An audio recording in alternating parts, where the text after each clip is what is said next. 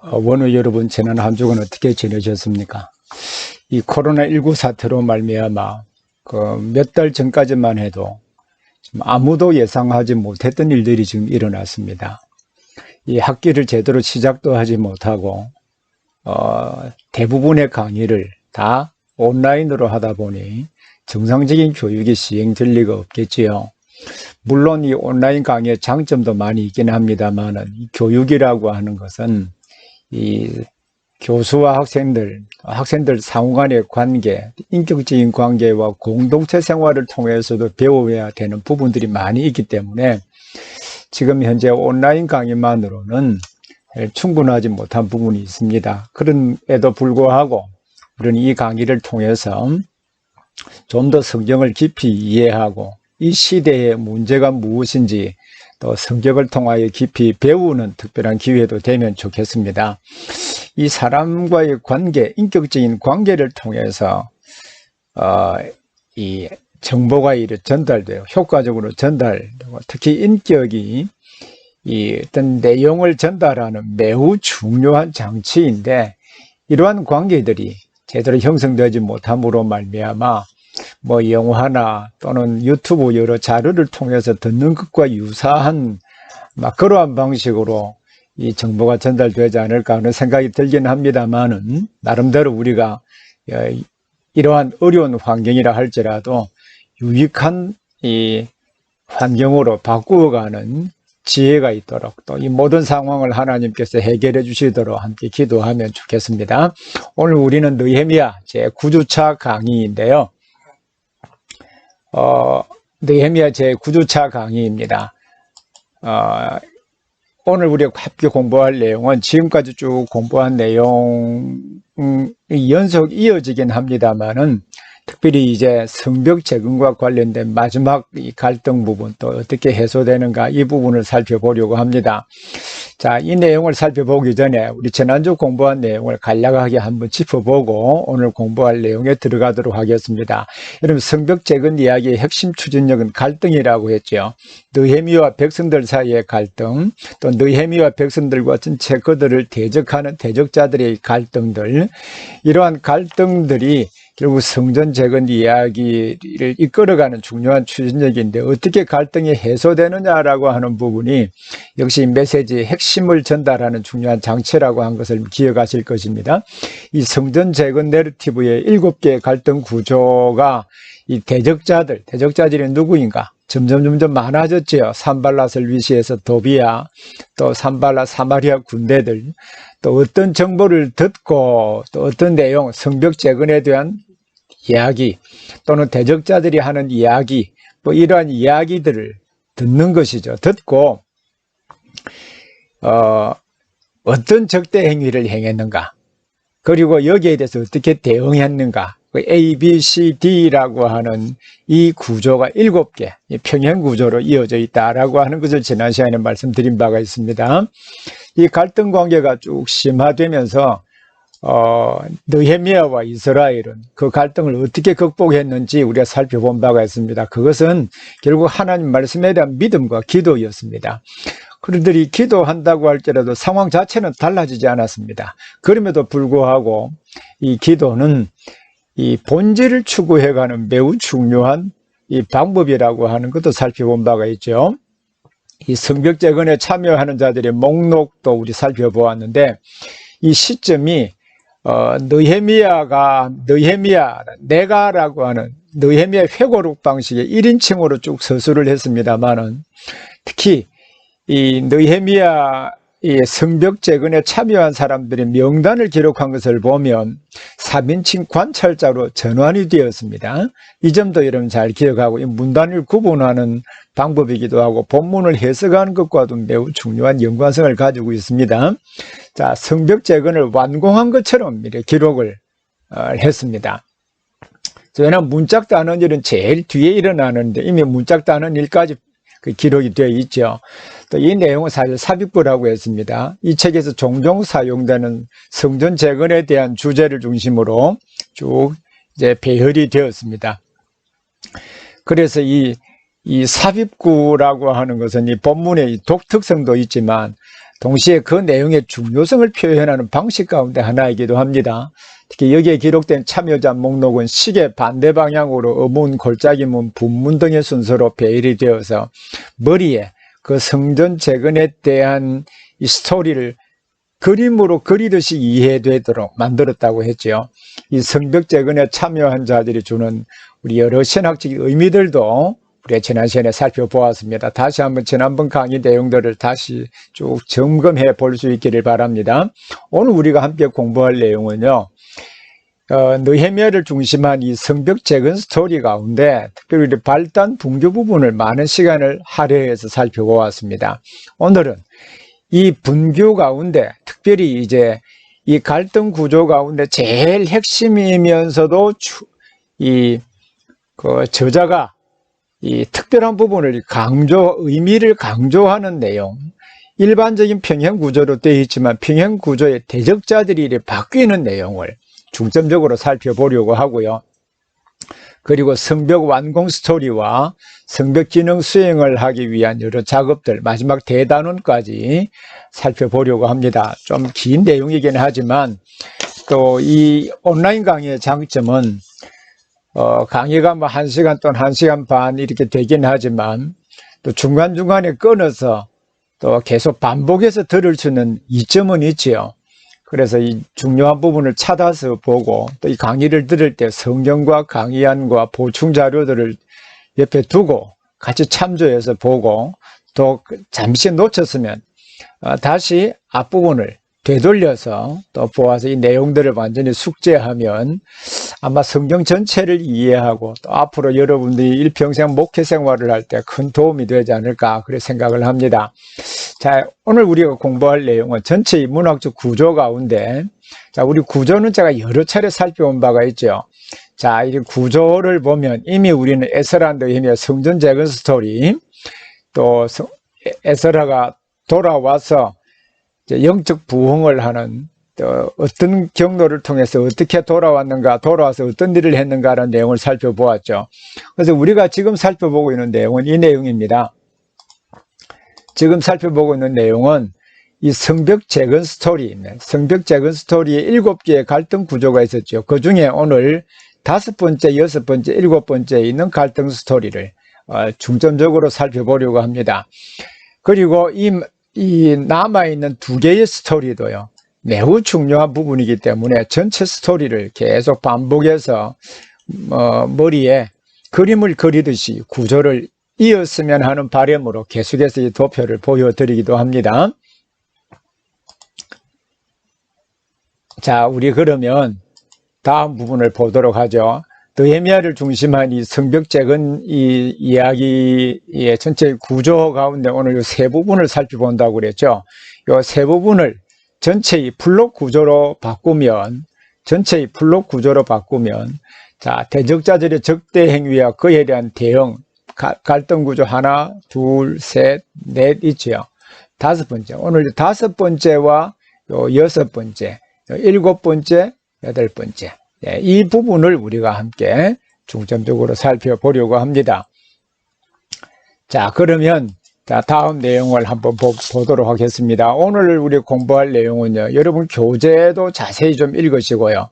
그리고 제가 쓴 레포 500 성경의 해설 역사서 부분에 에스라 느헤미야가 있죠. 그 내용을 살펴보시기를 바랍니다. 특별히 오늘 우리가 살펴볼 내용은 왜 영적 부흥인가라는 이 책도 굉장히 중요합니다만은 레포 500, 548페이지부터 552페이지에 기록된 내용입니다. 558페이지부터 552페이지에 기록된 이 내용을 자세히 읽어보시고요. 또 왜 영적인 부흥인가라고 하는 책은 209페이지부터 256페이지까지입니다. 매우 긴 내용이긴 하지만 이것은 여러분들이 교회에서 설교할 때나 또 어떤 가르칠 때 아마 유용한 도구, 또 그 안에는 교회의 또 우리 시대에 적절한 이 적용점도 안에 함께 기록이 되어 있기 때문에 참조하시면 도움이 되리라고 생각을 합니다. 자, 이 갈등 구조는 기본적으로 항상 A, B, C, D 구조로 되어 있다고 그랬죠. A는 대적자들이 누군가. 자, 어떤 소식, X라는 소식을, 정보를 듣고, 그 듣고 보인 반응이지요. 적대 행위들. 거기에 대해 대응하는 내용들. 근데 이 갈등 구조가 이 다른 구조와 다른 점이 있습니다. 그것은 대적자들이 내부의 적이라는 것이죠. 여러분, 교회 공동체가 역사적으로 보면 교회가 외부에서 들어오는 이 외적인 공격에 의해서 교회가 무너지는 사례보다 내부의 적들에 의해서 교회가 와해되는 사례가 훨씬 많습니다. 그만큼 하나님의 나라 사역을 하는 일에 있어서는 이 외부적인 어떤 적대 세력도 우리가 무시해서는 안 됩니다만은 이 내부의 적들이 결국 공동체 전체의 본질을 구현하지 못하게 하고 공동체의 목표를 상실하게 만듭니다. 그래서 이 내부의 적들, 귀족들과 민장들, 지도자들이잖아요. 그죠? 귀족들과 민장들을 바뀌어가 있고요. 그리고 어떤 정보를 들었다는 백성들의 부르짖음을 느헤미야가 듣습니다. 그러면 그 부르짖음의 내용이 무엇인지, 적대 행위입니다. 귀족들과 민장들이 어떤 적대 행위를 했는가 하는 거죠. 그들이 행한 이 적대 행위가 무엇인가. 예. 자, 이 부분도 우리가 중요한 부분이죠. 그들이 잘못이 무엇인지 본문 하나하나 주의해 하면서 살펴보도록 하겠습니다. 그리고 이러한 행위에 대해서 느헤미야가 지혜롭게 권고하고 선한 삶의 본을 보임으로 대응한 내용을 살펴보면서 오늘날 한평생 목회 사역 또는 어떤 공동체를 이끌어가야 될 지도자로서 이런 사역을 하게 될 텐데, 이 일을 통해서 어떻게 공동체를 이끌어갈 것이고 리더가 갖춰야 될 가장 중요한 덕목이 무엇인지 함께 배우는 우리 원우들이 될 수 있으면 좋겠습니다. 자, 그러면 이제 본격적으로 내용을 하나씩 주의를 해 보도록 하죠. 자, 성전을 재건한 기간인 52일은 사실 이 본문 자체가 성전 재건하는 기간이 52일이거든요. 52일 안에 일어난 일이라고 보기에는 너무 짧습니다. 자, 여러분 성경을 느헤미야 이 본문을 자세히 한번 보기를 바랍니다. 느헤미야 6장 15절에 보면요. 자, 성벽 공사가 52일 만인 엘룰월 6번째 달입니다. 엘룰월 25일에 끝났다고 그랬죠. 52일 동안 일어난 일인데, 자, 근데 5장을 다시 한번 보십시오. 5장을 보면 5장 14절을 보십시오. 또한 유대 땅 총독으로 세움을 받은 때 곧 아닥사스다 왕 제20년부터 제32년까지 이래 되어 있죠. 12년간의 기간 동안에 일어난 일을 기록하고 있다는 말이죠. 그죠? 그래서 성전을 재건한 기간인 52일간에 일어난 문제라고 보기에는 어렵다는 것입니다. 동시에 두 번째, 본문은 이 성벽 재건 공사의 위기와는 실제로는 관계없는 것처럼 보이기도 합니다. 왜냐하면 그 위기가 5장 3절에 보면 어떤 사람은 말하기를 우리가 밭과 포도원과 집이라도 저당 잡히고 이 흉년에 곡식을 얻자 하고, 이 경제적인 문제가 결부되어 있습니다. 이 성벽 재건 문제라기보다는 경제 문제로 인해서 이 내부에 붕괴가 되는 현상들을 설명하고 있다라고 볼 수 있겠죠. 그리고 성벽 공사가 완성된 것은 엘룰월 25일이거든요. 6째 달입니다. 6째 달인데 이때는 올리브죠. 감남과 포도를 수확하기 훨씬 이전입니다. 그럼 참고적으로 여러분 오늘 보충 자료를 도표를 하나 올려드리는데, 이 도표를 여러분 꼭 외워두고 늘 기억하면 좋겠습니다. 감남과 포도를 수확하는 달은요. 자, 여기에 감남과 포도를 수확한다는 말이 나오잖아요. 수확하는 달은 이 4번째 달과 5번째 달입니다. 이 다른 말로 하면 성벽 재건 공사 시간에 있긴 했지만 이 성벽 재건 기간은 6째 달 25일에 이루어진 일이잖아요. 그죠? 그러니까 그 훨씬 이전이기 때문에 어떤 의미에서 이 성벽 재건 공사와 직접적인 연관이 없는 것처럼 보인다는 말이죠. 그래서 성벽 재건과 관계가 없는 것처럼 보이는 몇 가지 이유들을 한번 고려해두고, 그럼 이것을 왜 안에 집어넣는가? 물론 전혀 관계가 없다는 것은 아닙니다. 이 기간 속에 있었던 것은 틀림이 없는데, 그 긴 기간 동안에 일어났던 일들을, 사실 이러한 내부적인 문제가 발생되면 성벽 재건 공사가 제대로 진행이 안 되겠죠. 그래서 성벽 재건 공사 때도 이러한 문제가 부분적으로 발생되기 시작했다는 것을 지금 보여주고 있습니다. 그러면 그 문제를 어떻게 풀었느냐라는 이 내용들을 우리가 살펴보는 것이죠. 자, 그러면 성벽 재건과 관계가 없는 것처럼 보이는 이유 1이죠. 다음 두 번째 이유 하나 더 살펴보겠습니다. 자, 두 번째 이유는요. 자, 이 본문을 여러분 꼭 성경과 자세히 읽어보시고 집에서 그 느낌이, 차이점이 딱 선명하게 들어올 때까지, 차이점이 선명하게 들어올 때까지 성경을 자세하게 읽어보시기를 꼭 당부를 드립니다. 여러분, 이 문단은요, 자, 2장 10절부터 6장 19절까지가 여러분 이 성벽 재건 스토리죠. 성벽 재건 스토리 사이의 이야기 구조와 다르게 보입니다. 자, 갈등 구조가 A가 무엇입니까? A가 대적자들이었죠. 두 번째는요, 어떤 내용을 듣고, 세 번째 대적 행위, 네 번째 대응이지요. 근데 여기에 이 구조가 기본 큰 이 구조는 같습니다. 같기는 한데 이 구조가 뒤에 느헤미야 13장 15절부터 22절 또 13장 23절부터 31절의 구조와 똑같습니다. 자, 이 똑같다라고 하는 것을 느낌으로 일단 와닿아야 되는데, 자, 여러분 이것을 평행구조라고 하거든요. 물론 이 느헤미야도 평행구, 전체가 평행, 갈등 구조가 평행구조로 되어 있지만 역시 또 다른 평행구조가 여러 개로 나눠져 있습니다. 참고적으로 평행구조가 무엇인지, 자, 평행구조는요, 첫 번째 구조에서 A, B, C, D 형식이 두 번째 구조에서 A-, B-, C-, D- 형식으로 두 개 이상의 연속으로 반복됩니다. 자, 그러면 느헤미야의 2장 10절부터 7개의 A, B, C, D 양식이 반복이 되는 것이죠. 그죠? 그럼 A, B, C, D만 있는 것이 아니고 A, B, C, D, E, F, G까지 있기도 하고요. A, B가 또 반복이 되기도 합니다. 그래서 일반적으로 평행구조는 일정한 구조와 형식이 반복해서 기록을 하고 있다는 말입니다. 이렇게 하는 것은 의미를 풍성하게 할 뿐만 아니라 강조하는 수사적 장치이기도 하고요. 이러한 구조적 장치는 의미를 강화하기도 하고, 이 문학 단위가 한 단위씩 끊어지는 문단 구분을 알려주는 요소가 되기도 합니다. 여러분, 성경의 평행구조가 많이 기록이 되어 있습니다. 그래서 느낌으로, 강의 시간이라고 한다면 시간을 많이 내어서 찾아보기도 하고 확인도 해보고 하면 좋겠습니다만 그렇지 못해서 참으로 아쉽기는 합니다. 그러면 지금 이 시간에 한 가지는 꼭 확인해 볼 필요가 있습니다. 자, 여러분, 자, 이 평행구조 1, 2인데 13장 부분 구조 1, 구조 2, 구조 3이 평행구조로 되어 있거든요.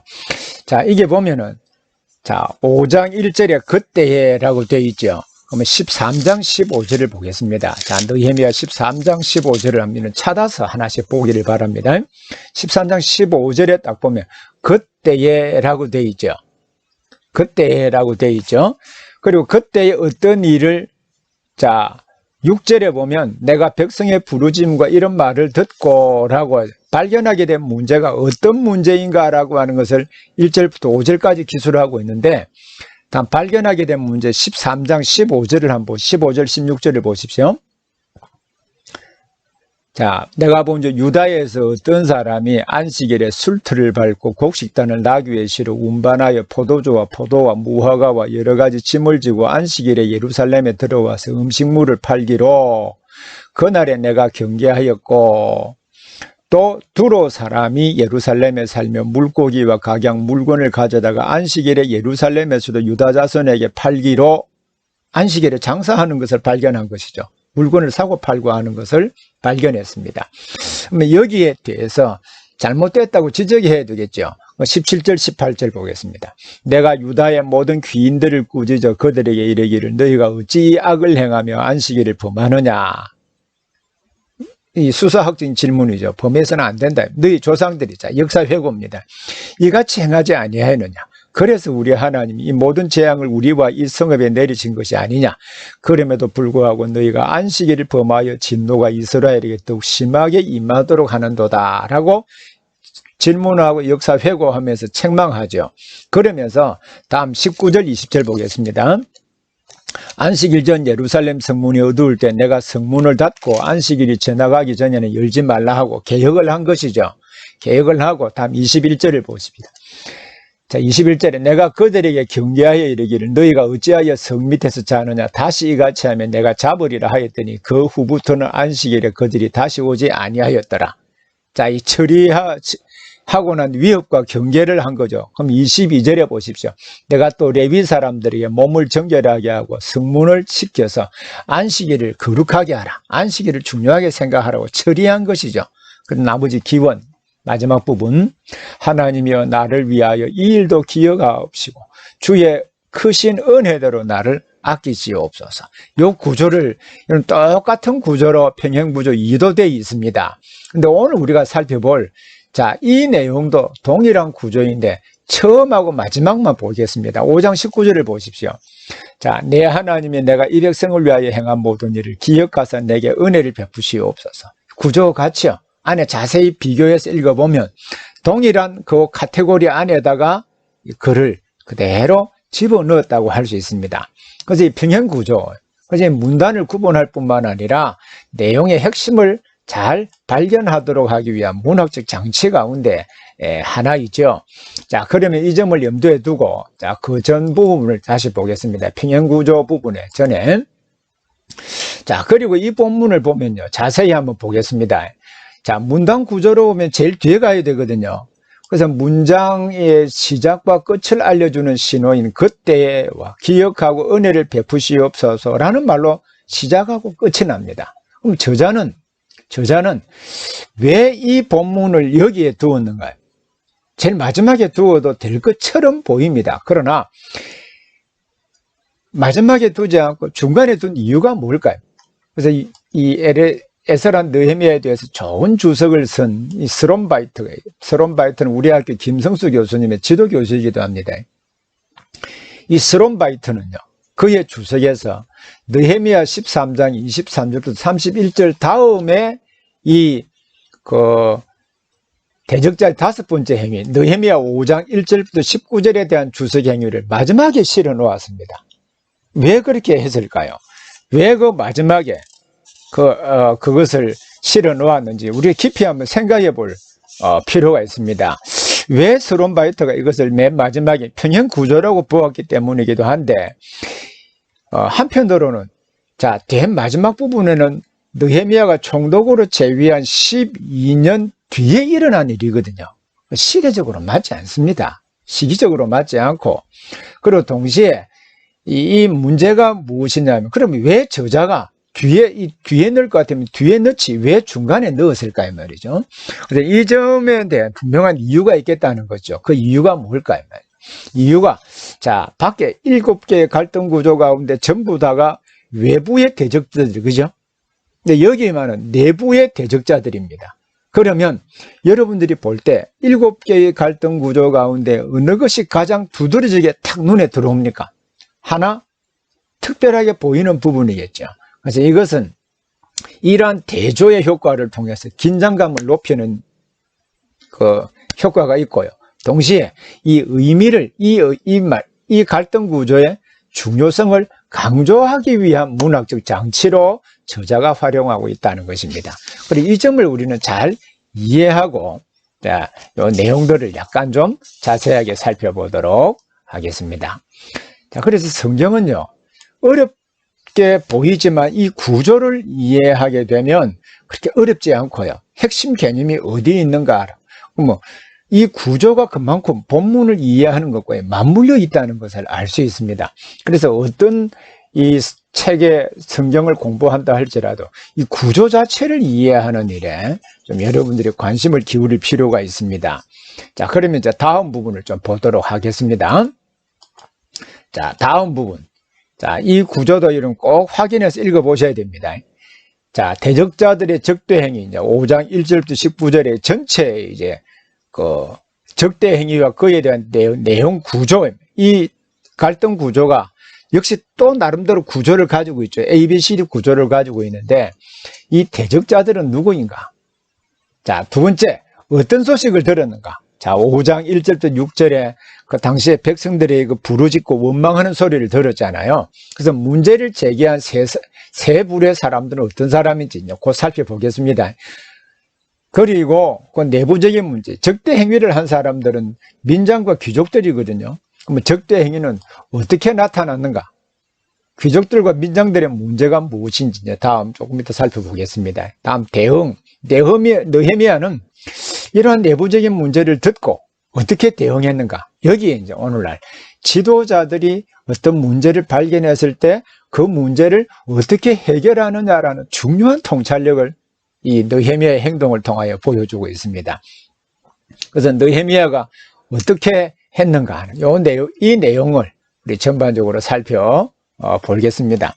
이 내용을 약간 우리가 좀 자세하게 살펴볼 필요가 있기 때문에 항상 어떤 본문을 연구하든지 간에 먼저 전체의 예를 들어서 에스라 느헤미야를 하잖아요. 에스라 느헤미야 본문 안에 있던 한 본문을 선택했으면 에스라 느헤미야 전체 문학적 구조 안에서 그 본문이 어떤 위치인가 그걸 먼저 딱 설정을 하고, 그리고 안에 해당 본문 안에도 내용이 이 분해가 내용 구조가 논리적입니다.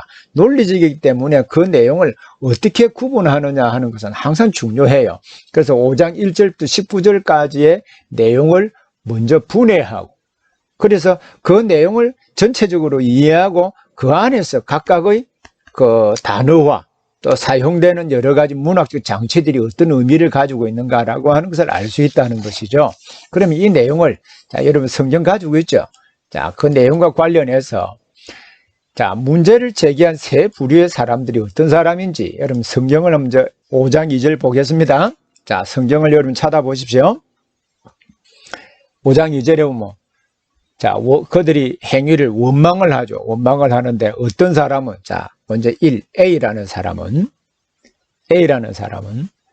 말하기를 이렇게 말합니다. 우리와 우리 자녀가 많아 식구가 많습니다. 양식을 얻어먹고 살아야 하겠다고. 식구는 많은데 양식을 구할 방법이 없다는 거죠. 경작할 땅이 없어서 양식을 얻어먹고 살아야 될 사람입니다. 두 번째 부류 5장 3절 보십시오. 어떤 사람은 말하기를 우리가 밭과 포도원과 집이라도 저당 잡히고, 이 사람은 밭과 포도원 집이 있지요. 있는데 그러나 실제로는 경제적인 소득이 거의 없는 것입니다. 그래서 담보를 잡혀서 곡식을 얻어야 될 상황. 왜 그랬을까요? 흉년이기 때문에. 그 뒤에 흉년이기 때문에 저당 잡히고 이 흉년에 곡식을 얻자. 세 번째 부류는요 좀 더 어렵습니다. 보십시오. 어떤 사람은 말하기를 우리는 밭과 포도원의 빚을 내어서 왕에게 세금을 바쳤습니다. 돈이 없기 때문에 세금은 내야 되잖아요. 그래서 이걸 담보로 잡혀서 빚을 내어서 담보를 제공해야 빚을 아마 제공해 줬나 봐요. 그죠? 그래서 이 담보를 잡히고 밭과 포도원을 담보로 잡히고 돈을 빚내서 세금을 바쳤습니다. 근데 세금을 바쳤는데 돈이 없잖아요. 그러니까 빚은 있고 빚을 채무를 갚아야 되고 하니까 채무 갚을 능력이 없지요. 그러면 이스라엘 공동체에서는 이 채무를 갚을 수 있는 방법을 하나님께서 마련해 주셨습니다. 그게 안식년 제도예요. 그리고 희년 제도입니다. 그리고 노예로 봉사할 수 있는 기회를 주었어요. 그래서 돈을 갚을 능력이 없으면 종으로 봉사함으로 그 빚을 변제할 수 있도록 하셨어요. 그래서 담보를 제공하고 빚을 넣는 것이나 종으로 봉사하고 채무를 변제하는 일은 그 일 자체는 불법이 아닙니다. 그래서 이 종으로도 봉사할 수 있고 그렇긴 합니다. 그래서 채무를 변제해서 그 경제적인 불평등 자체가 없도록 함께 공동체가 잘 살도록 율법에 규정을 하고 있었던 것이죠. 근데 이 문제를 이제 세 부류 사람들이 제기한 1절 보십시오. 그들의 형제인 유다 사람들을 원망하는데 이런 상황이에요. 경제적으로 어렵고 힘든데 이러면 성벽 재건공사 거룩하고 좋은 일에 이런 참여하십시오 하면은 먹고 살 것도 없고 자식들을 굶겨 죽이는데, 여러분들 성벽 재건에 참여하십시오. 이 일은 하나님 나라를 재건하는 일입니다. 유다 공동체를 건설한 민족을 위해서 매우 중요한 일입니다. 아무리 좋은 슬로건을 걷는다 할지라도 호소력 있게 그 일에 참여시킬 수 있을까요? 할 수가 없습니다. 그렇죠? 그래서 내부적인 붕괴는 공동체의 목표를 이루는 일에 큰 걸림돌이 될 수밖에 없는 것이죠. 근데 그 민장들은 그러면 도대체 어떤 나쁜 일을 했을까? 그 다음 부분 한번 보십시오. 이 귀족들과 민장들의 문제가 도대체 무엇인가? 형제들에게, 같은 민족에게 이자를 취할 수 없음에도 불구하고 높은 이자를 받았습니다. 자, 5장 7절을 보시죠. 5장 7절에 보면 귀족들과 민장들을 꾸짖어 그들에게 이르기를 너희가 각기 형제에게 높은 이자를 취하는도다 하고 대회를 열고 그들을 쳐서 했습니다. 높은 이자를 받는 거예요. 자, 높은 이자를 받는 것이 왜 잘못인가? 자, 여러분 이 본문을 신명기 19장 19절 23장 19절 20절을 한번 읽어보겠습니다. 같이 읽겠습니다. 시작. 내가 형제에게 구워주거든 이자를 받지 말지니 곧 돈의 이자, 식물의 이자, 이자를 낼 만한 모든 것에 이자를 받지 말 것이라. 형제, 민족 같은 민족입니다. 타국인에게 내가 구워주면 이자를 받아도 되거니와. 자, 외국인에게는 가능하죠. 내 형제에게 구워주거든 이자를 받지 말라. 그리하면 내 하나님 여호와께서 내가 들어가서 차지할 땅에서 내 손으로 하는 범사의 모든 일에 복을 내리시리라. 이자 받지 말라는 말이죠. 그런데 이 귀족들과 민장들, 소위 언약 공동체의 지도자의 위치에 있는 사람들이 그것도 높은 이자를 받았습니다. 자, 그리고 또 한 가지 그들이 잘못한 부분이 있습니다. 자, 두 번째, 유대인끼리는 노예로 팔 수 없습니다. 그런데 형제들끼리는 노예로 팔 수 없거든요. 레위기 25장 42절에 보면 그들은 내가 애굽 땅에서 인도하여 낸 종들이니 종으로 팔지 말 것이라. 종으로 팔아서는 안 된다고 율법은 규정하고 있습니다. 근데 유대인끼리는 노예로 팔 수 없잖아요. 그런데 이 채무를 갚지 못한 사람들을 노예를 외국에 팔아버리는 거예요. 자, 같은 동족끼리는 팔 수 없다 그랬죠. 그럼 외국에 팔아요. 그러면 외국에 팔면 외국 사람들은 다시 유대인에게 파는 것입니다. 유대인에게 파는 이 아주 잘못된 이 법을 사실 이게 오용한 것이죠. 그죠? 법을 잘못 사용한 것입니다. 그래서 결국 이득을 이 노예를 동족 간에는 팔 수 없기 때문에 외국에 팔아서 외국 사람 다시 그 유대인에게 팔도록 그렇게 함으로 외국인에게는 팔 수 있다고 되어 있잖아요. 그러니까 거기에서는 이득을 취해요. 그러니까 이 악독하고 잘못된 방법으로 이 이스라엘 공동체의 지도자들이 행했기 때문에 그러면 성벽 재건공사가 효과적으로 진행될 수 있을까 없을까요? 할 수 없겠지요. 자, 이 문제를 딱 들었습니다. 여러분들이 만약에 지도자라고 한다면 이 문제를 어떻게 처리할까요? 자, 이게 적대 행위입니다. 이러한 적대 행위를 도대체 그러면 어떻게 이래 해소할 수 있을까? 자, 그러면 이 부분을 이제 잠시 한번 적어도 그러면 이들의 잘못을 지적하고 설득하고 성벽 재건 공사하고 하나님 나라를 세워가는 이 크고 원대한 일에 참여를 시켜야 될 거잖아요. 뭐 어떻게 참여시키는가? 자, 느헤미야가 어떻게 했는지 보십시오. 느헤미야가 어떻게 했는지, 자, 제일 먼저, 자, 그가 하는 행동들을 조금 더, 자, 이전에 보면 조금 더 보겠습니다. 제가 하나 빠뜨린 것이 있는데, 이런 본문에, 이런 꼭 기억을 하시고 보아야 될 부분이 바로 이 부분입니다. 자, 느헤미야는 어떻게 대응했는가? 그는 깊이 생각하고, 자, 본문을 보시죠. 5장 6절을 보십시다. 내가 백성의 부르짖음과 이런 말을 듣고 크게 노하여서나, 다음 6절에 크게 분이 일어났습니다. 여러분들 이런 이야기 들으면 분노가 일어나. 자기 스스로도 그 일을 하면서 다른 사람이 그 일을 하면 막 분노 내기도 하는 것이 우리 현실입니다, 사실.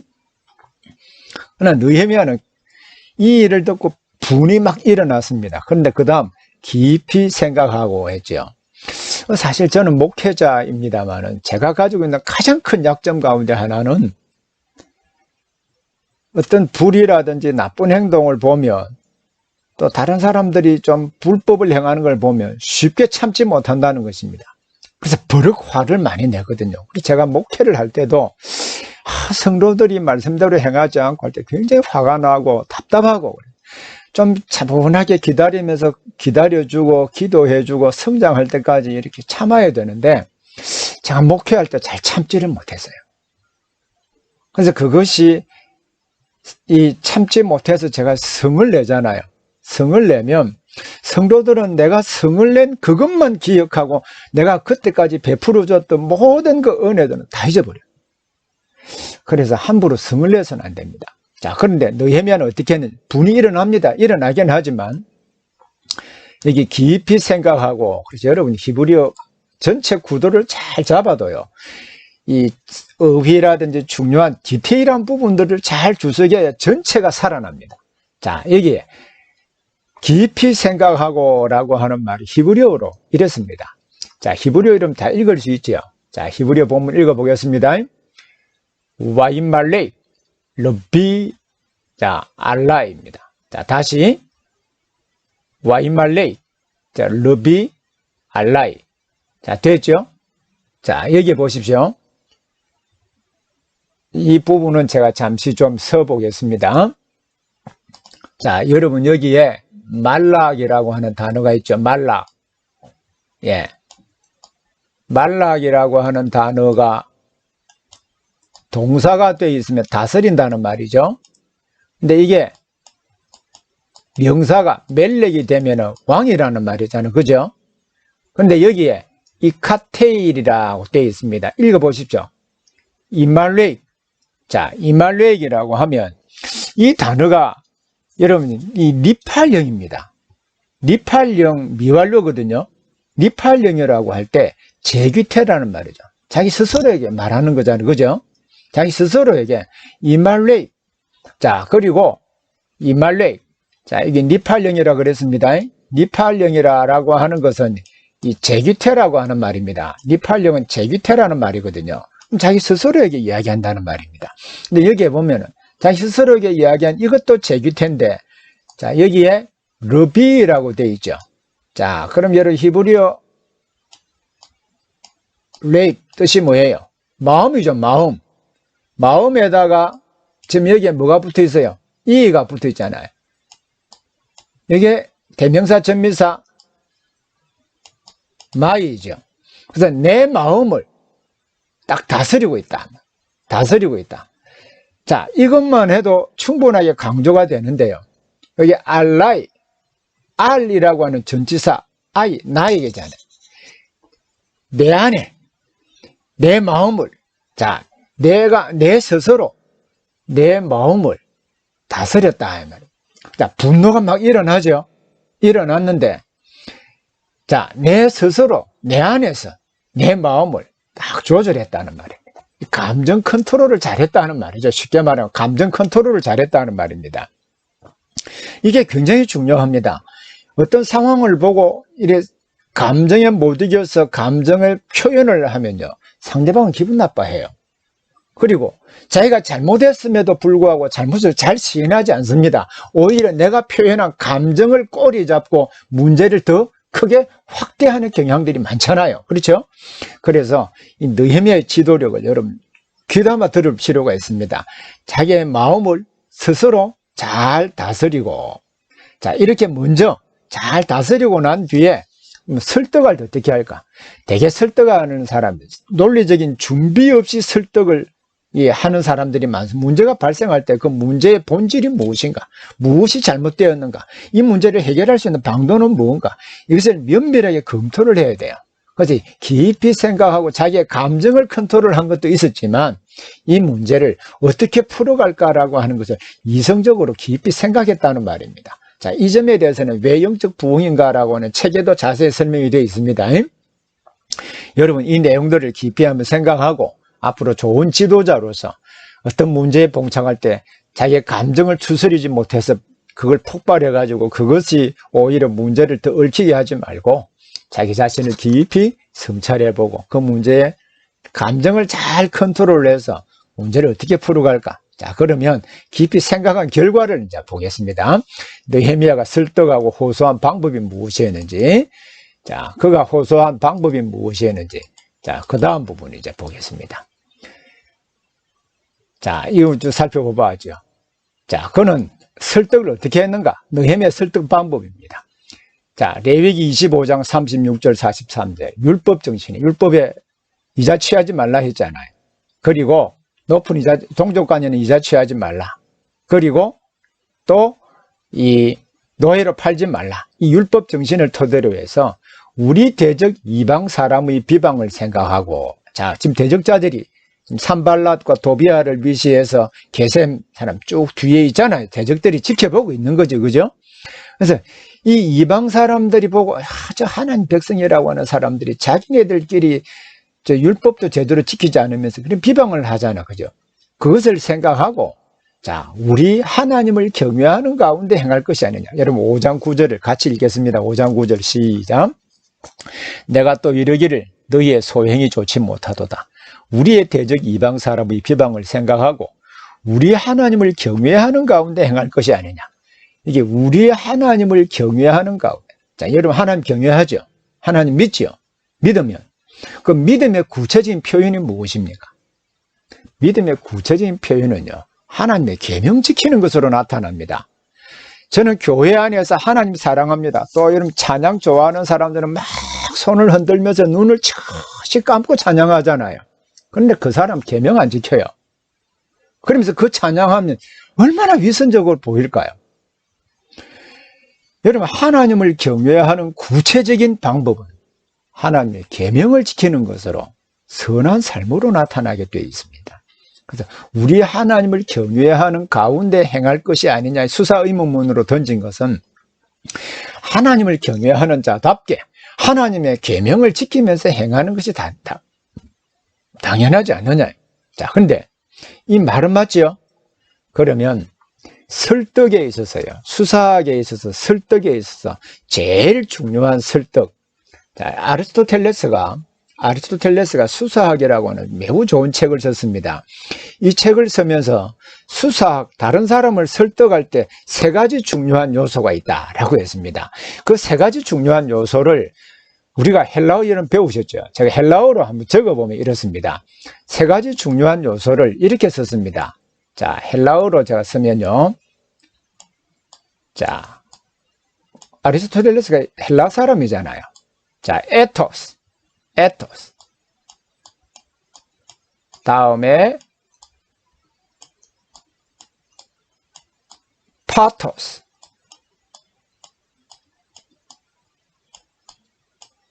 로고스라는 말을 썼습니다. 자, 에토스라고 하는 말은 여기에서 여러분 파생된 것이 엡실론이죠. E. 자, TH죠. 자, ethics. 윤리잖아요. 윤리. 그 사람의 성격입니다. 어떤 사람, 어떤 삶을 살았는가. 그리고 파토스. 감정이죠. 감정. 자, 파토스. 여러분, 파토스 하면 다 아시죠? 감정이잖아요. 감정. 마음입니다. 마음. 그리고 마음을 움직이지만 로고스는 말씀으로 우리 다 번역되어 있지만 이것을 여러분 로직 하면 논리적이라 이 말이에요. 그렇죠? 자, 먼저 어떤 내가 전달하고자 하는 진리를 전달할 때 그 자기 자신의 삶이 먼저 본을 보이지 않으면 그가 전파하는 메시지가 아무런 효능을 가지지 못합니다. 여러분 교회 설교자 그가 여러분 예를 한번 들어 여러분 하나님 사랑해야 됩니다. 하나님 사랑해야 됩니다. 하나님이 전능하십니다. 하나님 지혜를 주시는 완전 무결하신 분이십니다. 그리고 하나님이 여러분 사랑했듯이 여러분 다른 사람 사랑하십시오. 근데 정작요 이 말 다 맞지요? 성경에 기록된 말씀이잖아요. 다 맞는 말입니다. 다 맞는 말인데 이 말을 하는 본인이 이렇게 살지 않으면서 이 말을 하면 앉아있는 청중들이 어떤 마음이 들까요? 경상도 말로 지나 잘하지. 그렇죠? 이것은 아무런 설득력을 가지지 못합니다. 그리고 사람들의 마음을 움직이고 다음 논리적으로 정해내. 자, 느헤미야에게는 이 점이 굉장히 중요했습니다. 느헤미야는 자, 5장 10절 말씀 보십시오. 5장 10절에 보면 나와 내 형제와 내 종자들도 역시 돈과 양식을 백성에게 구워주었다. 이자 안 받았다는 말이에요. 자, 자기부터 자기와 함께 있는 종들, 자기 부하들이죠. 자기 형제들도 남에게 구워주었지만 이자 안 받았다. 모범을 보였다는 말이잖아요. 그것뿐만이 아닙니다. 여러분들 자 5장 15절을 보시죠. 그가 12년 동안 총독의 녹을 받지 않았습니다. 즉 다른 말로 월급 받지 않았다는 말이죠. 월급 받지 않고 그 월급 가지고 이웃을 위해서 봉사했다는 말입니다. 15절 보십시오. 나보다 먼저 있었던 총독들은 백성에게 양식과 포도주와 또 은 40세겔을 그들에게서 빼앗았고 또한 그들의 종자들도 백성을 압제하였으나 나는 하나님을 경외함으로 이같이 행하지 아니하고 도리어 이 성벽공사에 힘을 다하며 땅을 사지 아니하였고 내 모든 종자들도 모여서 일을 하였고 또 내 상에는 유다 사람들과 민장들 150명이 있고 그 외에도 우리 주위의 이방 족속들 중에서 우리에게 나아온 자들이 있었다. 그런데 이 백성들의 부역이 중요하기 때문에 녹을 요구하지 않았다. 자, 이 지도자로서 어떤 삶을 보였는지 그럼 잘 알 수 있지 않습니까? 자, 오늘날 우리 그 일본 위안부 여성들 이제 몇 명 안 남았잖아요.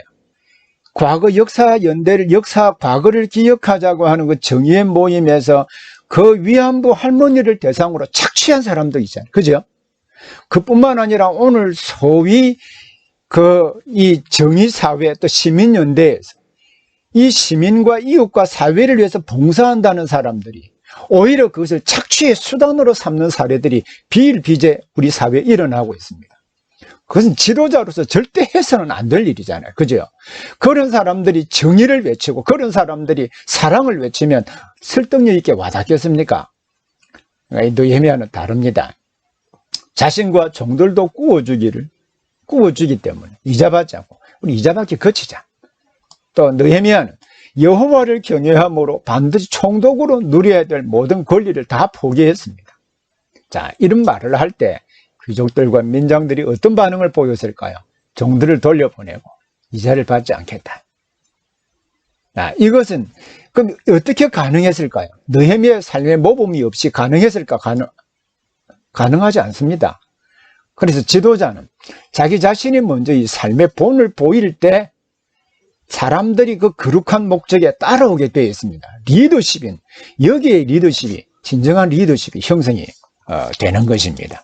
자, 이렇게 함으로 이제 느헤미야가 문제를 풀어간 것이죠. 자, 다음 문제를 보겠습니다.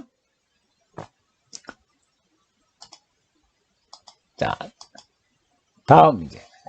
마지막에 이제 그럼 이 문제를요. 자, 아까 제가 그 내용을 풀어갈 때는 이렇게 풀었습니다. 똑같은 이제 본문이잖아요. 똑같은 본문인데, 자, 이 구조에 따라서 어떤 내용을, 자, 대적자들이 누구인가? A, B는요. 어떤 이야기를 듣고, 세 번째는요. 적대 행위, 네 번째 대응이잖아요. 그러니까 이 문장 구조를 설교로 옮길 때, 그 문제의 원인이 무엇인가? 그러면 그 문제를 풀기 위해서 느헤미야가 해결한 방법이 뭔가? 자, 느헤미야가 해결한 방법이 뭔가? 그 해결을 할 때 귀족들과 민장들이 어떤 반응을 보였는가? 그것을 가능케 한 힘, 느헤미야가 어떤 본을 보였는가? 이것이 가능하겠죠. 그래서 이 본문을 결국에는 설교로 옮기는 것도 굉장히 중요하잖아요. 그럼 설교를 옮길 때 꼭 이렇게 옮겨야 된다는 말은 아니고요. 자, 제일 처음에 본문 구조에 따라 그 대적자들이 누군가, 또 어떤 소식을 들었는가, 또 이 문제에 대해서 적대 행위가 어떻게 나타났는가, 느헤미야가 그 문제를 어떻게 풀어갔는가, 이렇게 해도 되고요. 그래서 이 본문 자체가 잘 드러나도록 논리정연하게 본문이 가지고 있는 구조에 따라서 설명을 해야 된다는 것입니다. 이것이 우리 소위 목회자이고 목사가 해야 될 가장 중요한 일입니다. 왜냐하면 이 하나님의 말씀을 올바르게 전파할 때 이 말씀이 그 사람을 바꾸고 그 사람이 속해 있는 가정과 사회와 공동체를 바꾸고 갈 수 있기 때문이죠. 자, 그럼 그 다음 부분 이제 넘어갑시다. 자, 그러면 이제 여섯 번째. 자, 이렇게 어려움을 극복하고 성벽 재건을 이제 쭉 거의 다 했어요. 자, 6장 1절을 보겠습니다.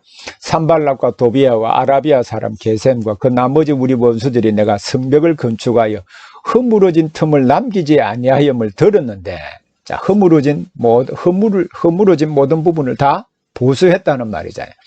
대적들은 산발락, 도비아, 그리고 아라비아 사람, 게셈, 나머지 부분은 점점점 많아졌죠. 자, 이 사람들이 성벽의 허물어진 틈을 남기지 아니하였다함을 듣고 그 다음 어떻게 했을까요? 자, 그리고 여러분 같으면 이제 여러분이 만약에 산발랏이라고 한다면 거의 성벽이 완공되었을 때 어떻게 하면 될까요?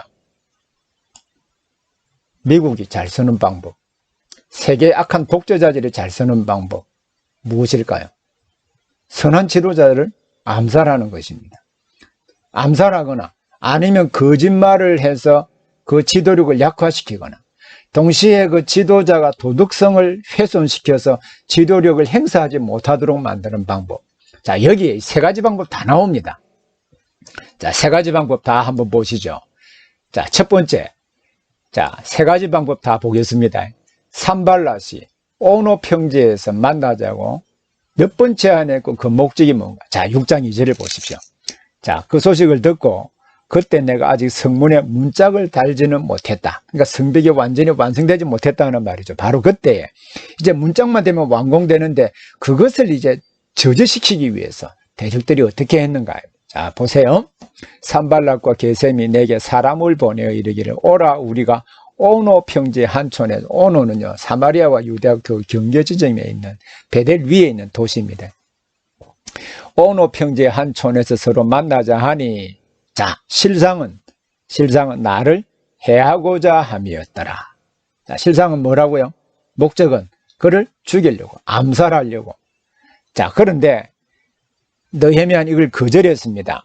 실상은 그거 어떻게 알았는지는 설명을 하지는 않습니다. 3절에 보면 내가 곧 그들에게 사자들을 보내어 이르기를 내가 이제 큰 역사를 하니, 이제 마지막 성경공사 마지막 문짝도 달아야 되는데 내려가지 못하겠노라. 어찌하여 역사를 중재하게 하고 너희에게로 내려가겠느냐 하매 그들이 4번이나 이같이 내게 사람을 보내되 나는 똑같이 대답하였다 했습니다. 4번이나 오노 평지에서 만나자 4번이나 사람을 보냈습니다. 자, 그 목적은요, 암살하려고, 죽이려고. 근데 이 소식을 어떻게 들었을까요? 설명은 하지는 않지요. 예, 설명은 하지 않지만, 그러나 아마 그가 기도할 때 하나님이 성령을 통해서 인도하지 않았을까? 저는 그렇게 생각을 합니다. 자, 다음에, 이 평지가 아니고 편지입니다, 편지. 편지를 봉하지 않고, 보낸 내용과 그 목적, 봉하지 않은 편지를 보냈습니다. 두 번째 보세요.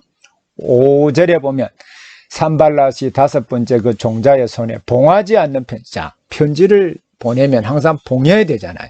근데 봉하지 않고 하는 것은 뜯어보게 했다는 말이죠. 그죠? 그래서 편지를 전하는 사람이 뜯어보고 그 내용이 무엇인가. 그 내용 안에 느헤미야가 성벽을 재건하고자 하는 그 목적은 그가 왕이 되고자 합니다. 그 내용이 그 안에 들어있는 거예요. 왕이 돼. 자, 유다 사람들이 모반하려 하여 성벽을 건축한다 하나니 내가 그 말과 같이 왕이 되려 하는도다. 또 내가 선지자를 세워 예루살렘에서 너를 들어 선전하기를 유다의 왕이 있다 하게 하였으니, 지금 이 말이 왕에게, 즉 아닥사스다 왕에 모반을 한다라고 하는 그 계획이 사람들에게 알려지게 한다는 말이죠. 이게 거짓말이잖아요. 그죠? 아닥사스다 왕이 성벽 재건을 할 수 있도록 해서 총독으로 파송해서 보낸 사람이잖아요. 보냈는데 이 왕의 명령을 거역하고 스스로 여기에서 왕이 되려고 한다라고 하는 이 소문을 퍼지게 만들므로 말미암아 느헤미야의 리더십을 약화시키려고 하는 것이죠. 이것도 역시 오늘날 소위 교회 지도자들도 많이 쓰는 방법이고 정치 지도자들도 많이 쓰는 방법이죠. 그렇죠? 세 번째 방법. 세 번째 방법도 역시 교회 지도자들도 많이 쓰고요. 그리고 정치 지도자들도 참 많이 쓰는 방법입니다. 어떻게 쓸까요? 자, 이게 당시, 어떤 사람인가 보십시오. 10절에 이후에 무헤다블의 손자 들라야의 아들 스마야가 두문분출하기로, 안에 들어갔다 나오지 않는 것입니다. 자, 두문분출하기로 내가 그 집에 가니 그가 이르기를 그들이 너를 죽이러 올 터이니 우리가 하나님의 전으로 가서 외소 안에 머물고, 이 외소가 되어 있지만 원문이 잘못되었습니다. 원문은 내소입니다. 지성소 안에. 자, 성소 안에 누가 들어갑니까? 느헤미야가 레위인이 아니죠. 제사장이 아니잖아요. 그러므로 성소 안에 들어갈 수 있습니까? 없습니까? 못 들어가죠. 그러니까 성소 내소 안에 들어가자. 왜냐하면 사람들이 너를 죽이려 하기 때문이다. 그렇게 말했습니다. 그리고 11절에 내가 이르기를 나 같은 자가 어찌 도망하여 나 같은 몸이면 누가 외소에 들어가서 생명을 보존하겠느냐. 나는 들어가지 않겠노라 라고 했습니다. 그런데 그때 깨달았어요. 이것은 스마야가 뇌물을 받았다. 자, 12절 보십시오. 깨달은 적 그는 하나님께서 보내신 선지자 제사장이 아니라 도비야와 산발랏에게 뇌물을 받고 내게 이런 예언을 함이라. 자, 뇌물을 받고 거짓을, 누가 이 일을 한 거 우리 여러분 주변에도 알잖아요. 교회 지도자들도 많고 정치 지도자들도 많습니다. 뇌물을 받고 거짓을 한. 특히 우리나라의 신문들도 뇌물을 받고 거짓 기사를 많이 이런 뇌물로 말미암아 공동체를 허무는 이 전술들을 많이 펴잖아요. 지금 여기에 산발랏과 도비야, 이 스마야에게 뇌물을 주어서 그 뇌물로 거짓을 이야기함으로, 그리고 또 제사장만 들어갈 수 있는 그 성소에 들어가게 함으로 벌을, 율법을 어기게 만들므로 느헤미야의 리더십 자체를 약화시키려고 하는 그 의도로 이 일을 한 것이죠. 자, 그럼 이 세 가지 방법, 여기에 대해서 그럼 어떻게 이겨냈을까요? 결국 이때도 지혜가 필요한 것이고 기도, 느헤미야 역시 기도입니다. 그 기도 내용들이 뒤에 쭉 나와 있는데, 이런 14절 마지막 부분 보십시오. 곧 나를 두렵게 하고자 한 자들의 소행을 기억하옵소서 하였더라 하는 기도했다는 말이에요. 이걸 기억해달라. 자, 이 내용을 보면 이 역시 평행법으로 되어 있습니다. 여러분 보시죠. 자, 이 내용을 자세히 보면, 자, 상황. 자, 오늘 편지에서 만나자. 그리고 봉하지 않는 편지를 보낸 것이죠. 스마야에게 뇌물을 주어서 거짓을 유포하게 한 것이죠. 상황. 계략과 느헤. 그러면 이 상황에서 계략이 도대체 뭔가? 죽이려고 한 것이죠. 예? 죽이려고.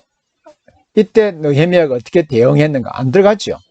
자, 그리고 역시 여기에서도 6장 5절에서도 봉하지 않는 편지를 받고 그가 역시 거절했잖아요. 그리고 그것이 자기는 아니라고 극구 부인을 하면서 대응을 했습니다. 계략의 목적은, 자, 6장 9절에 아까 했습니다만, 이 느헤미야와 하나님 백성들을 두렵게 하여서 결국 이 역사를 중지하도록 하기 위한 목적인 것이죠. 결국 리더십을 행사하지 못하도록 한 것입니다. 자, 이 내용도 보면은 이 세 가지가 다 평행 구조로 이루어져 있다는 것을 알 수 있습니다. 그래서 이렇게 함부로 치밀하게 그 느헤미야가 성벽재건공사의 리더십을 발휘하지 못하여 성벽재건을 완공하지 못하도록 그렇게 했다라고 하는 것을 우리가 알 수 있습니다. 자, 그럼에도 불구하고, 자, 느헤미야는 이 모든 갈등을 극복하고 성벽을 재건합니다. 자, 이제 마지막 부분 보시죠. 성벽을 완공을 6장 15절에 보면 이러한 여러 갈등을 다 겪으면서 성벽을 완공하는데, 여기에서는 성벽을 완공하는 데 있어서 어떤 특별한 전환점이 사실 없습니다. 그죠? 근데 갈등 구조 있을 때마다 쭉 기도해온 거 기억하시죠? 근데 기도가 쭉 축적이 되면서 때가 되면 하나님께서 일하신다는 것을 보여주고 있습니다. 그 성벽을 완공한 시점이 성벽 역사가 52일 만에 이루어졌어요. 52일 만에. 그리고 엘룰월 25일에, 엘룰월 25일인가, 여섯 번째 달 25일이잖아. 자, 여러분, 여섯 번째 달 25일이 왜 중요한지, 여러분, 그 다음 말씀을 하나 살펴볼 필요가 있습니다. 자, 느헤미야 8장 1절 2절에 보십시오. 자, 느헤미야 8장 1절 2절. 매우 중요한 부분인데요. 이스라엘 자손이 자기들의 성읍에 거주하였더니 일곱째 달에 이르러. 다음 2절에 보면 일곱째 달 초하루라고 그랬잖아요. 자, 그러면 성벽 완공이 오늘날로 우리가 엘룰월은 여섯 번째 달이라고 그랬죠. 여섯 번째 달 25일이니까, 자, 이 말씀을, 자, 느헤미야 8장 1절 2절을 한번 비교해서 보도록 하겠습니다. 자, 느헤미야 8장에 보면 이스라엘 자손이 자기들의 성읍에 거주하였더니 일곱째 달에 이르러 모든 백성이 일제히 수문 앞 광장에 모여 학사 에스라에게 여호와께서 이스라엘에게 명령하신 모세율법책을 가져오기를 청하매 일곱째 달 초하루에 라고 되어 있죠. 일곱째 달 초하루니까 엘룰월 25일에 성벽을 완공했고, 또 일주일 뒤인 일곱째 달 초하루에 영적 부흥운동을 에스라 느헤미야와 함께 했다라고 하는 것을 우리가 알 수가 있습니다. 자, 그래서 성벽을 완공한 시점은 52일 만에 완공이 되었는데 엘룰월 25일에 완공되었다고 하므로 일주일 뒤에 있는 그 영적 부흥 사건과 이런 맞물려 있음을 보여주고 있습니다. 그래서 성벽을 완공한 것은 그럼 어떤 의미가 있는지, 자, 그 본문을 자세히 보면 성벽 완공한 것이 어떤 의미가 있는지 좀 더 자세하게 살펴볼 수 있는데요. 자, 이 성벽을 완공한 이 일을 자, 한번 보시죠. 성벽을 완공했다라고 하는 것은 단순하게 그 건물을 하나 더 완성했다, 여기에 의미가 있는 것은 아닙니다. 자, 이미 우리가 지난주 여러 번 살펴보았습니다만 성전 재건하는 기사와 또 성벽을 재건하는 기사와 언약 공동체를 하나님 말씀으로 다시 세우는 일 전체를 하나님의 집을 세우는 일이라고 했죠. 그래서 성벽을 완공한 것은 그들의 안전만이 아니라 공동체를 보존하여서 하나님의 언약 백성으로서 하나님의 작정을 이루는 그 일을 위해서 중요한 한 가지 일을 했다라는 의미입니다. 그래서 넓은 의미로 이 역시 하나님 나라를 위해서 봉사하는 매우 큰 일로 보았다라고 하는 것이죠. 자, 성벽을 완공했다는 소식을 이제 대적자들이 역시 들었습니다. 자, 모든 대적들, 특히 주위의 모든 이방 민족들이 성벽을 완공했다는 그 이야기를 듣고 그들은 이제 적대 행위를 행하기보다는 다 두려워하여 크게 낙담했다고 말합니다. 자, 6장 16절을 보겠습니다. 우리의 모든 이 대적과 주위에 있는 이방 족속들이 이를 듣고, 자, 52일 만에 성벽을 다 재건했다는 소식을 듣고 다 두려워하여 크게 낙담하였으니, 그 이유를 그 다음 쓰고 있습니다. 그들이 우리 하나님께서 이 역사를 이루신 것을 알미니라. 우리 하나님께서 이 일을 행하신 줄 알았다라고 지금 코멘트를 하고 있죠. 자, 이 부분 여러분 중요합니다. 우리 하나님께서 이 일을 행하셨다라고 하는 것을 주변에 있는 모든 대적들이 알게 되었다는 말이죠. 그래서 이 기록을 통해서 이 성벽을 재건한 이 공사에 하나님이 직접 함께 하시고 도우셨다라고 하는 것을 알게 해주는 것이죠. 자, 그들이 크게 낙담을 하고 하나님의 도우심이 그 일을 했다라고 했는데, 그렇다고 해서 이들이 더 이상 이 하나님의 백성 이스라엘 공동체를 괴롭히지 않는 것은 아닙니다. 이제 한 방법이 실패했기 때문에 또 다른 방법을 강구를 하고 있는 것이죠. 그래서 남아있는 위험을 이 느헤미야도 잘 알았습니다. 자, 우리 16절부터 보면 자세하게 그걸 기록하고 있는데 17절에 한번 보십시오. 17절에 보면 이렇게 기록이 되어 있습니다. 그때 유다의 귀족들이 여러 번 도비야에게 편지하였고, 자, 유다의 귀족들이 누구에게? 도비야는 산발락과 이 도비야 게셈 사람, 이 아라비아 사람 포함해서 특히 도비야는 이 대적들 가운데 대표적인 사람이잖아요. 그러니까 유다 지도자들하고 도비야와 계속 연락을 가졌다는 말입니다. 그뿐만 아니라 이 도비야가 이 스가냐의 사위가 되었어요.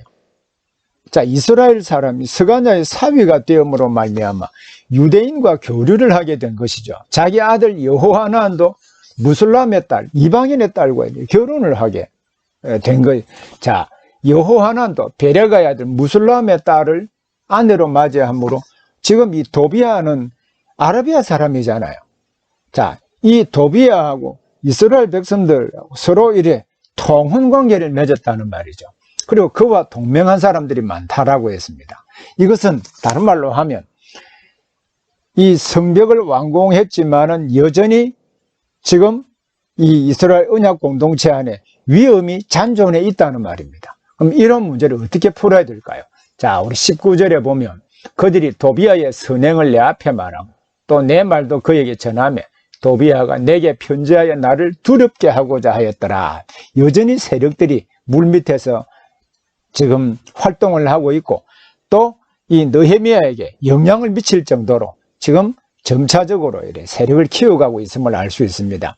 이 사람이 이제 12장 44절부터 이 일이 어떤 결과로 빚어지는가라고 하는 것을 뒤에 보여주고 있습니다. 그래서 뒤에 있는 내용을 다시 한번 12장 13장인데 그럼 먼저 13장을 보도록 하겠습니다. 13장의 내용을 보면 자, 13장 4절에 보십시오. 이전에 우리 하나님의 전의 방을 맡은 제사장 엘리야십이 도비야와 연락이 있었으므로 도비아를 위하여 한 큰 방을 만들었으니 그 방은 원래 소자밀과 유향과 그릇과 레위 사람들과 노래하는 자들과 문지기들에게 11조를 주는 곡물과 새 포도주와 기름과 또 제사장들에게 주는 거제물을 두는 곳이라. 성전에 매우 중요한 방을 하나 이 도비아에게 내어주었다는 말이에요. 그렇다고 한다면 성전 기능이 제대로 수행될 수 있을까요? 없겠지요. 그래서 이 계속 위험이 잔존하고 있었는데 느헤미야가 총독의 임무를 마치고 돌아간 사이에 이것이 크게 활동했음을 역시 느헤미야가 보여주고 있는 것입니다.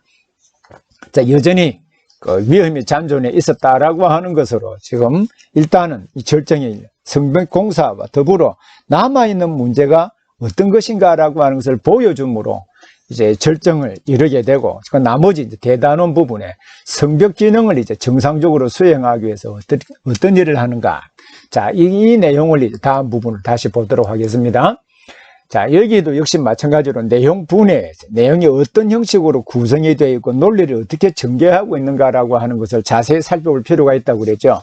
자, 이 내용도, 이 문단도 구분을 하면 사람을 세우는 일, 그리고 귀한 자들의 명단을 길게 서술을 하고 있습니다. 그러면 이 성벽 공사에 참여한 사람들은 어떤 사람들인가라고 하는 것을 보여주고 있다라고 한 것이죠. 자, 이게 사람을 세울 때, 자, 이렇게 관심 있게 한번 보십시오. 자, 성벽이라고 한다면 안에 있는 사람들을 보호하기 위한 외적인 장치처럼 여겨지는 것이죠. 그렇지만 이 에스라 느헤미야에서 성전, 성벽, 하나님 백성 모두 다 하나님의 집을 세우는 일로 본다고 했죠. 근데 여기에 보면 성벽이 건축되며 문짝을 달고 문지기와 노래하는 자들과 레위 사람들을 세운 후에라고 했습니다. 문짝 달고 문지기 달고 노래하는 사람들, 레위 사람들을 세웠다고 했으니까 이것은 하나님께 성별했다고 하는 뜻이겠죠. 그죠? 그리고 또 느헤미야의 아우 하나니와 영문에 관한 하나냐가 함께 예루살렘 그 성문을 다스리게 했습니다. 특히 하나냐는 충성스러운 사람이고 하나님을 경외하는 것이 모든 사람들이 알릴 정도로 신실한 사람을 세워서 이 성벽 기능을 잘 수행할 수 있도록 했다라고 하는 것을 보여주고 있습니다.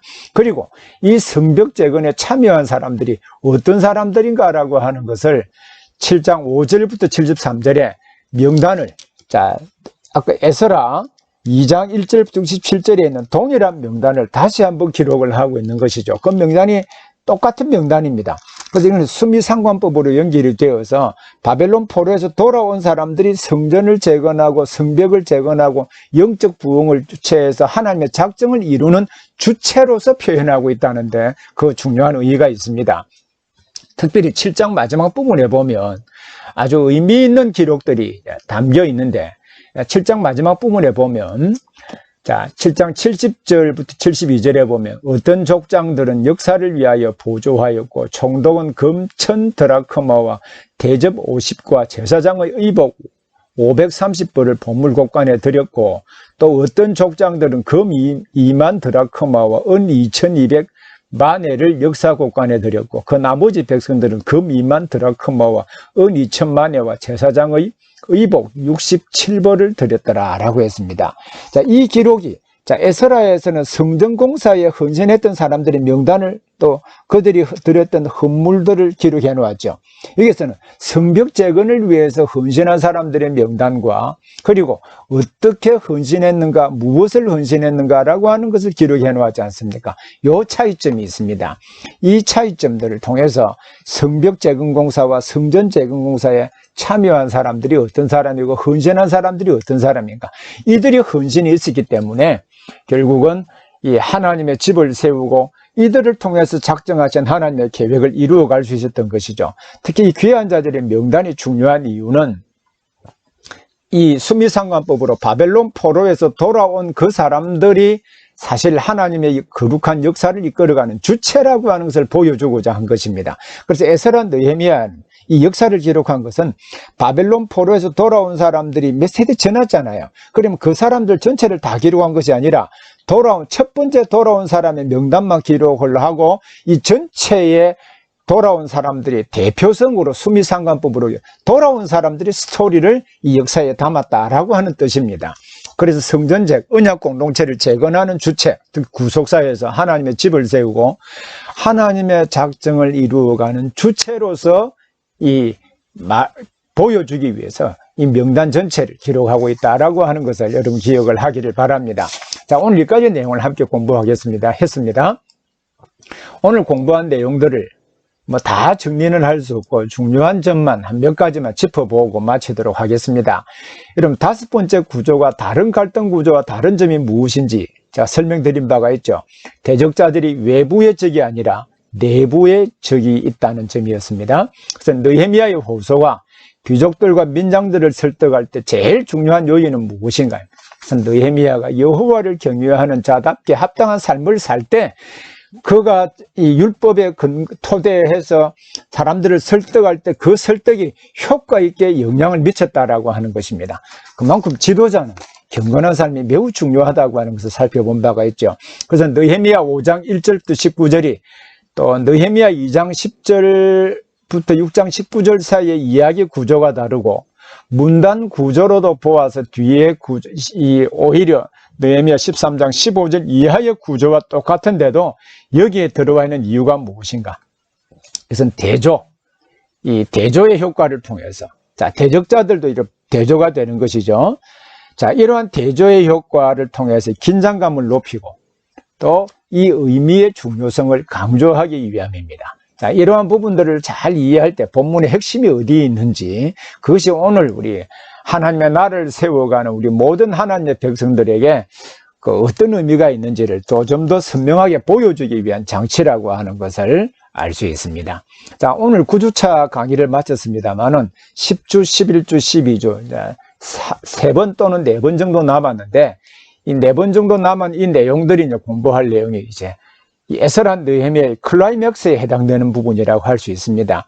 자, 이 부분도 여러분 제 래프 500 성경 해설뿐만 아니라 영적 부흥, 왜 영적 부흥인가 하는 교재를 여러분 자세하게 읽고 본문 전체가 이 강의가 끝나고 나면 전체적인 그림이 머릿속에 쭉 그려질 수 있기를 바랍니다. 다음 주 공부할 내용은 바로 언약 공동체의 영적 부흥과 영적 부흥 내용이 많이 있거든요. 그 중에 이제 8장 부분과 9장 부분 초반부를 살펴볼 것이고요.